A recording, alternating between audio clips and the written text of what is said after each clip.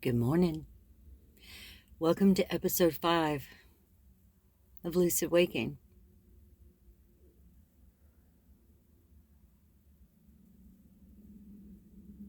It's an absolutely stunning morning.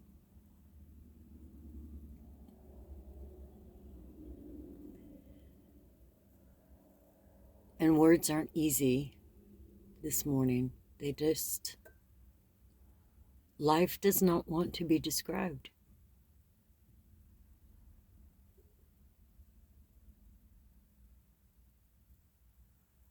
It wants to be experienced.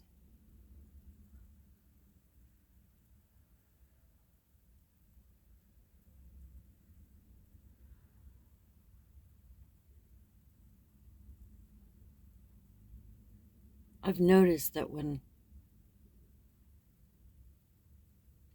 I'm wrapped up in speaking and I get really wrapped up in my own voice, I've noticed that I'm not fully experiencing, aware of the experience that I'm having.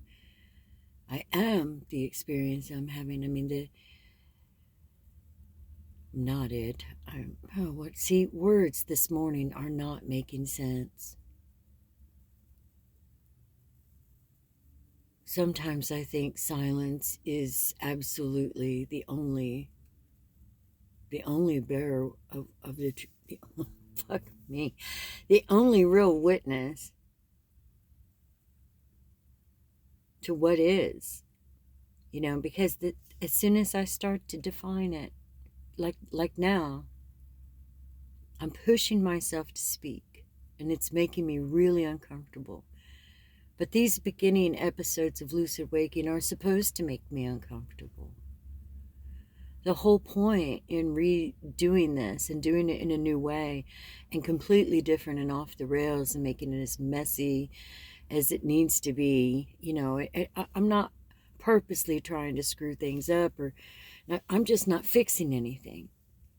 I'm not polishing anything. I'm not doing anything. You see, now when I start to get into the story of my life, you see how easy it is to start speaking? Because it's something I'm regulated with. It's something I know. And I have no problem opening my mouth and talking about what I know, the knowledge of my life. But when I look out there,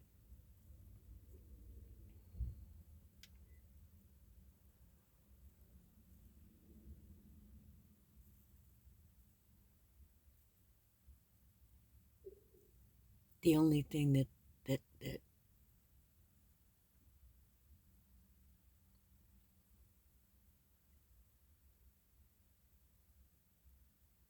it's impossible to be coherent when you're speaking.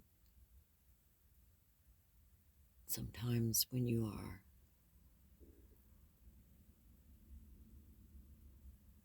being the experience that you're having. And it's not even that you're the experience. It's you're so in awe of the manifestation all around you. You're just in awe of it.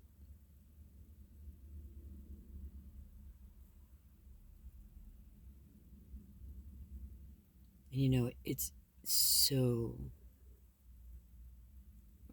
exquisitely easy to be in awe of it when it looks like that. That's a trance state that all of us welcome, because it calms the nervous system, and for some it regulates it. It puts it back into a regulated state. And that's, I think, one of the reasons why we love being so present.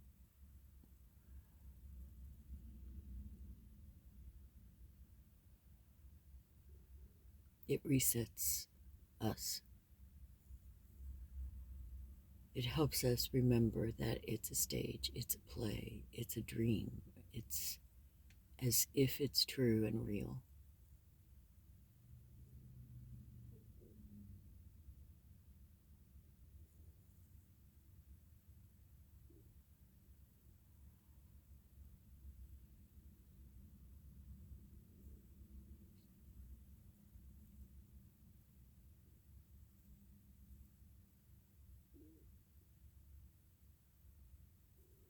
it fascinates me that as I sit here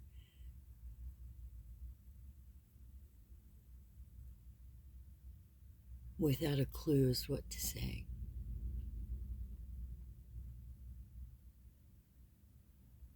it all gets said.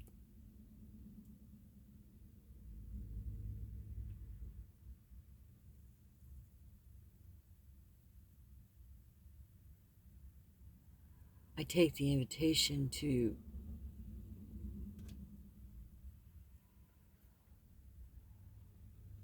land in the moment,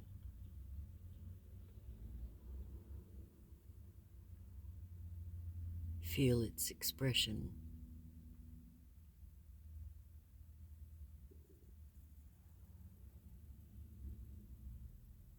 and without all of my shenanigans, it's very trippy. It literally feels as if this life is a psychedelic trip. It's not as all solid as we would like to think.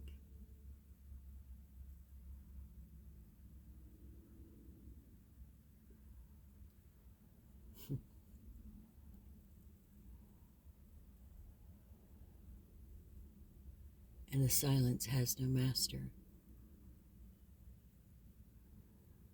no student, no other.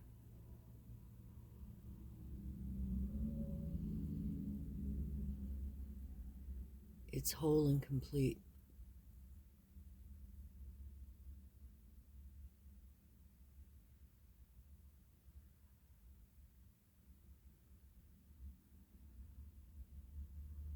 Just as it's happening.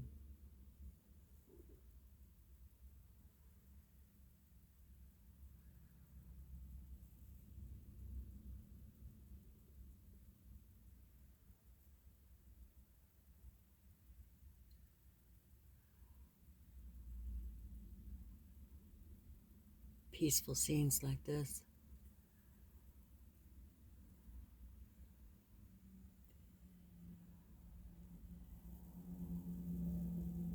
allows for a real easy slide into the silence.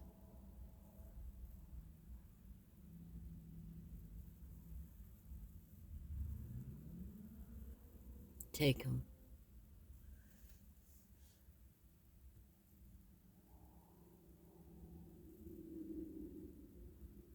I hope my camera doesn't go off. It's kind of freaking out. But if it does, that'll be the end of today's episode because I'm not going to make a part 2. It's just not necessary. Today's a reminder to just be.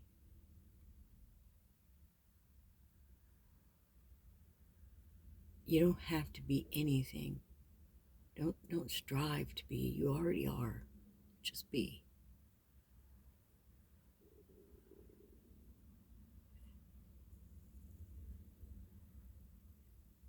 The life manifest around you is an exquisite, beautiful thing. Even if it's not a serene, beautiful scene like this. But I don't expect everybody to understand that. Because sometimes when you're immersed in a character in a play, you can't see anything else but that. And that's completely valid.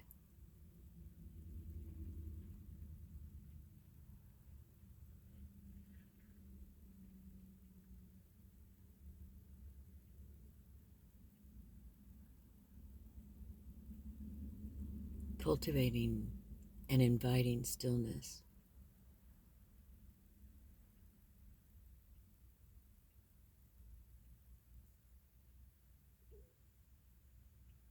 Just expands it.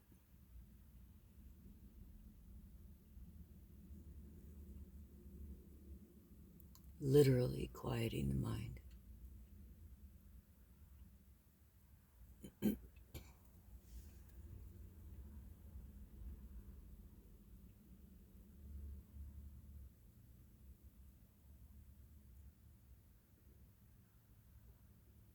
Don't try to take yourself anywhere. Don't try to escape reality. Push through it if you're ready to. You gotta feel it. You can't just think it's a decent thought and go try to do it, because without the impetus from deep within, it doesn't seem to work so well. It becomes a trying instead of a being, a doing instead of a being. You can't do beingness. You can't try to do it,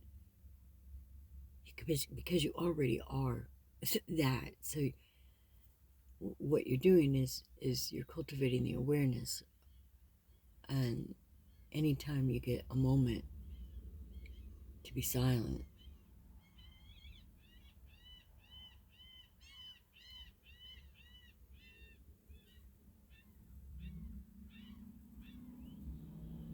and allow yourself to be just part of the scenery, like the clouds and the sun and the grass. Don't take yourself out of it. You're part of it. You're an integral part of it. You are what makes the scenery what it is right in this moment.